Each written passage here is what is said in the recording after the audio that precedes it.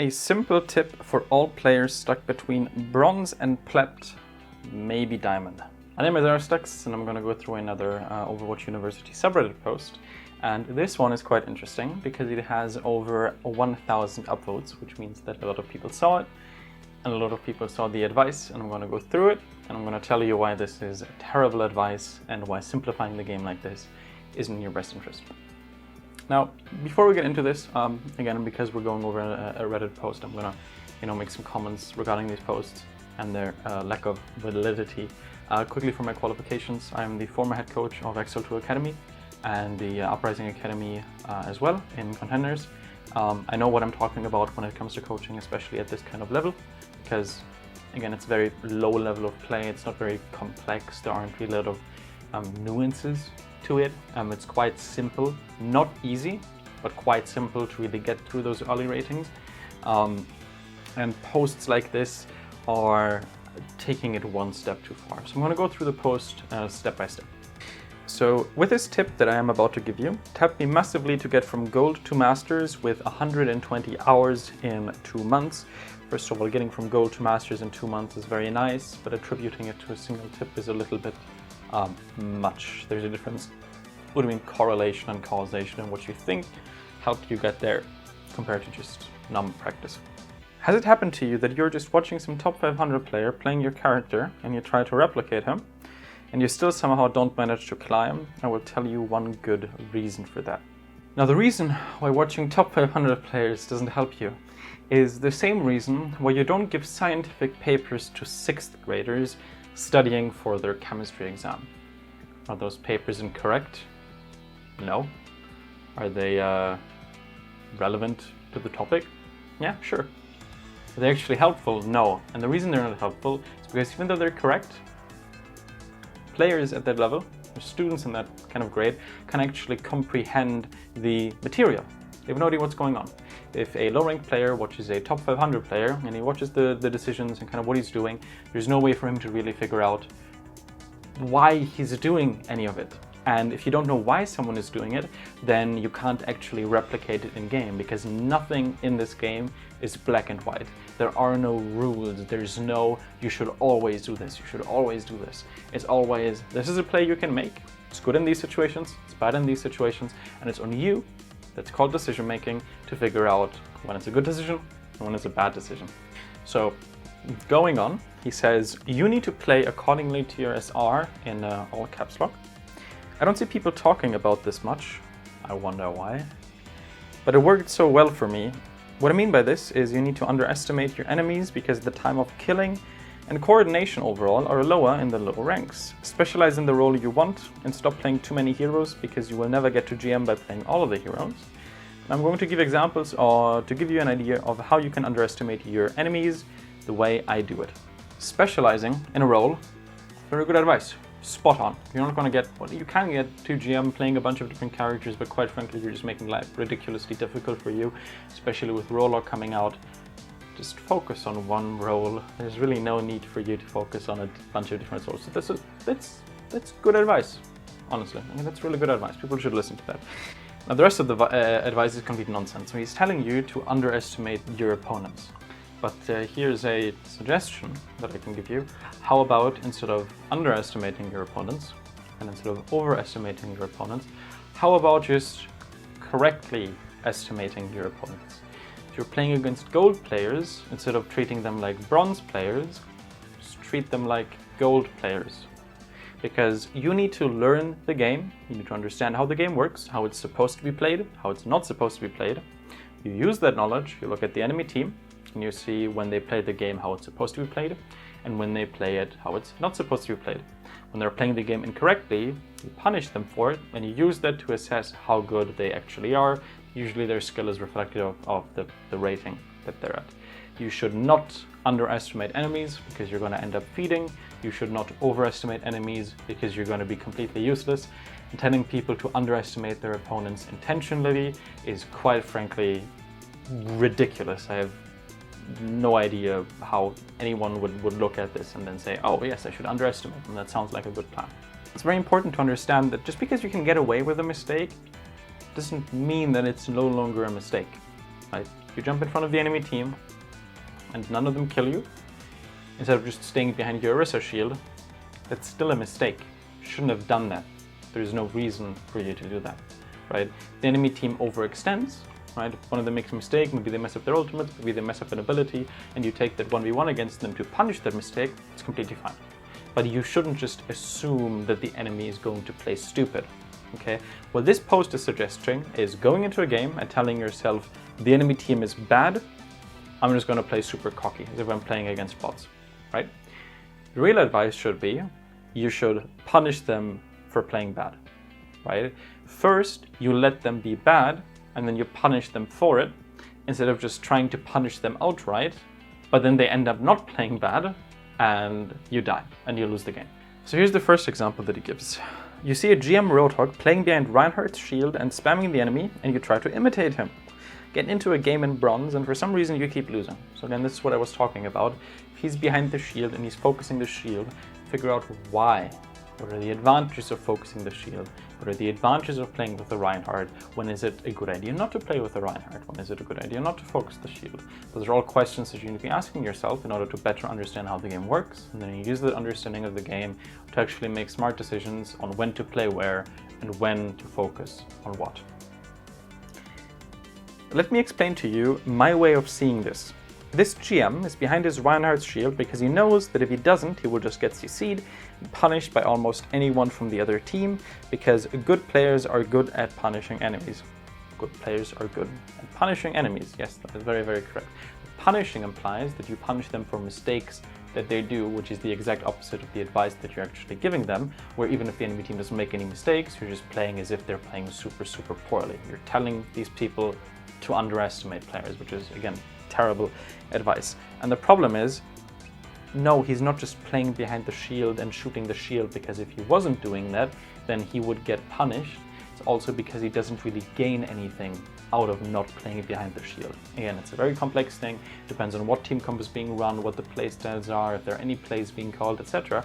But simplifying it is really just telling players, hey, you don't need to understand how to play the game. Just assume the enemy team is stupid and you're going to do so much better, which again is terrible advice. You should focus on learning how to play the game and use that to make smart decisions and use that to climb. Don't underestimate people and don't just oversimplify, because it's fine that you can't understand the decision-making process of higher ranked players, but it's because you don't understand what they're doing doesn't mean that there's not a good reason for why they're doing it. He knows that he would get sniped by a Widow, hooked by a Roadhog, focused by the entire enemy team, but let's get real here. You get way less punish and plet. Yes. Does that mean that you should just make mistakes? No. Just because you don't get punished for a mistake doesn't mean that it wasn't a mistake. Okay?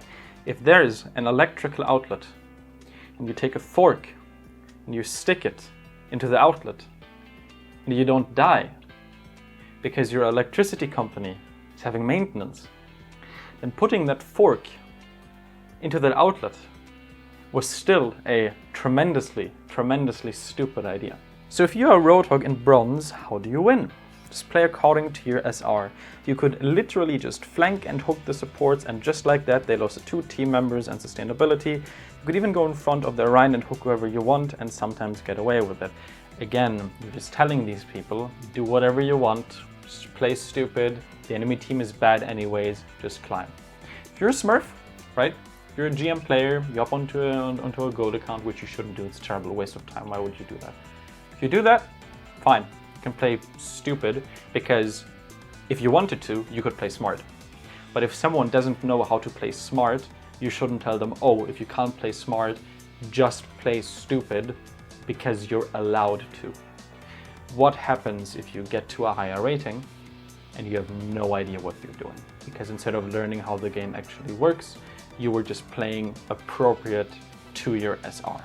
This is actually how you get a Hearthstone players. If you ever look at a player that's been in Plat or Diamond for like 5 seasons, chances are they probably followed advice like this, where they got out of, say, gold or whatever, and they're winning games just with this cheese. But again, they don't know when it's a good time to play like that and when it's a bad time to play like that. So once they get into a rating where they have to actually understand the game and where they have to play well, They can't. They have all of these bad habits, and the only way that they can climb is by either resetting and getting rid of all of those habits, or by accepting that, hey, I just completely, messed up. There's nothing I can do to climb. I climbed previously playing like this. Why can't I climb playing like this anymore? Playing stupid only gets you so far. Here's a second example. You're watching a wrecking ball in GM using his cooldowns extremely carefully, waiting for the enemy Roadhog to use his hook for him to go in. He waits and goes in and instantly gets out. The reason he did that was because he knew Roadhog would hook him, and if he stayed for too long, he would just get hard CC'd. If you're a wrecking ball main in Silva, following his way of playing is a good thing, don't get me wrong. If it's a good thing, then why are you giving this advice? I'm so confused. But in Silva, you can just abuse your enemy's lack of punishment. You can go in whenever you want, because probably the hog isn't even peeling for his team, or will probably miss his hook. Again, if you go in and the enemy hog doesn't punish you, that does not make the play good. Because if you get to a higher rating, but the hog punishes you, what do you do? What is your answer to that situation? You're getting a loss in gold, but you're getting a win in gold, but you're getting a loss in diamond. Where does that get you? You're still exactly, it just evens out. So you're gonna have to learn how to play the game correctly eventually. So why not just learn how to play the game correctly from the get-go? So overall, obviously I'm not a big fan of this post. I think it's utter nonsense. Nobody should listen to it. You need to learn what space is. You need to learn what cooldown management is, how team comps work, how positioning works at a macro level, so in relation to your team, and at a micro level in relation to the environment. Those things are important. Understanding those fundamental concepts allows you to then apply them to complex situations, kind of like math, right? You learn how to add stuff and subtract stuff, and then, eventually you learn how fractions work, and then integrals and roots and whatever. And those are all just tools, and eventually you get an equation that mixes all of those things, and you can go to your toolbox and you can figure out how to solve the equation, right? That's how Overwatch works, okay? What you're essentially telling these players, right, is, oh, just guess, right? Most of the time you're gonna guess right, so just guess. But again, guessing isn't going to work forever, because eventually the equations are gonna become so complex that you can't guess them reliably anymore, right? If it's a multiple choice test with only 2 answers, then sure, if you just guess, you can get 50%. But eventually, the multiple choice test is gonna have 4 different answers, or 15, or 60. And at that point, guessing isn't going to get you anywhere, and you'll have to learn how stuff actually works. But now you have skipped all of the fundamentals, which means that while you're learning all of those fundamentals, you are going to throw your games beyond belief, and you're going to go back right down to the rating where you started at. Rinse and repeat. You're back in the low rating, you play like an idiot, you climb a little bit. You can't climb anymore. In order to climb more, you need to learn the fundamentals. While you're trying to learn the fundamentals, you're being completely useless, you drop down. And it keeps repeating, it keeps repeating, and it keeps repeating, and it's terrible. This Reddit user, MX1T, he summarized this pretty well, actually. Instead of imitating how a top 500 plays against other top 500s, pretend you're a top 500 playing against golds. 5 had. And I think that's exactly the right response to a post like this. He's essentially telling these people, oh, gold players are stupid, just beat them. Just play stupid, like it's so easy. That doesn't help anyone. It's useless. I'm a Mercy main who watches Animatic, and sometimes I go for reses I know she'd tell me off for. Sounds like a great idea. In low ranks, you can get away with bad reses, so why bother learning the difference between a good res and a bad res? We can just skip that. Except eventually you're going to reach a point where you need to make that decision, and you won't be able to. Absolutely. Another example is when playing Ana. In theory, it's a bad play to waste sleep darts because better players will just dive you the moment they see your sleep dart is on cooldown, but in lower ranks that never happens. So it's often a good idea to go for risky sleep darts because they win you the fight instead of waiting for a player to dive you. You just have to be prepared to unlearn those bad habits when you climb and learn to identify when going for risky plays is worth it. Or you could just learn when an offensive sleep dart is appropriate and when it's better to save it instead of building bad habits. Like, it's easier, right? Maybe it's a little bit more complex, maybe you need to put in some effort and learn how the game actually works, but in the long run it's going to be much, much easier for you.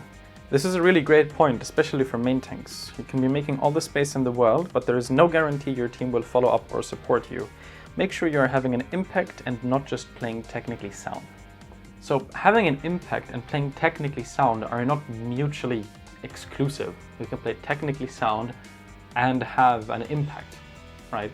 There are situations where you want to play aggressive, but you have to understand when that is appropriate, when it's the correct choice, and when it isn't the correct choice. High-level Reinhardt players, they don't just sit around holding their shield. They go for swings as well. They try to have an impact, they try to kill stuff, they try to farm ultimates, they try to apply pressure. But they know when it's a good time to hold up their shield, push up, and when it's a good time to drop their shield and start swinging at people and chasing after them and confirming kills, right? That's something that you need to learn as well, instead of just saying, oh, well, I can get away with swinging all the time, so why should I bother learning when to hold up shield and when to swing? Now, those were all obviously garbage, comments, to be honest. And I feel very sad for those people, because if they really follow the mentality in that post, they're going to get hard stuck sooner or later. Maybe they're going to go up a tier, maybe they're going to go up 100 couple SR until this sort of playstyle doesn't get them anywhere, and they realize that their rating is pure cheese. And they're not actually going to stay there. It's very similar to abusing Mercy to get into GM, and then in the next season you're in Platinum. Does that really mean anything, right? Does it really mean anything to get into Platinum if in terms of game knowledge and skill you are still a gold player, and as soon as you try to play the game correctly, you're going to fall back into gold? I'm not sure what that's worth. Anyways, there's this amazing comment on Reddit, and I'm going to read it out in its entirety because I thought it was a great comment. It's by Ben Cream, and he says, well, sure, but don't form habits based on your SR and what works in insert rank here. In Gold Plat, a lot of times you're forced to play more reserved because in situations where you'd benefit from pushing forward of the point, your team will yell at you for overextending and won't come with you. Pushing up is the correct move, but only if your team is with you. Otherwise, it's best to just play with them, even if they're making the wrong move. Those kinds of things are good to be conscious of. On the other hand, there are bad habits you can form based on things that work at certain SRs that will get you to a certain level and then completely stop working. Flank and McCree is a common one. Now McCree is great at soft flanks, picking a few shots behind a shield, getting a pick and returning it to your team, however spending 2 full minutes flanking all the way in fucking Narnia behind the enemy to high noon them is something that might pay off in silver but is a huge crutch in plat and above. Same with the mindlessly wander into the enemy team, flashbang, fan the hammer with no escape route, or trying to play the role of damage as a Moira, which is great in bronze to gold where people can't aim, and then you hit about plat to diamond and you start getting shut down. And although you do want to be confident and take risks sometimes, you still need to respect the enemy's comp. Maybe you play completely out in the open as McCree and duel the Widow and win 100 meters away in gold, but if you try that in diamond, you're going to get deleted faster than a brick shield. All I can really say about this is God bless Ben the Creeper.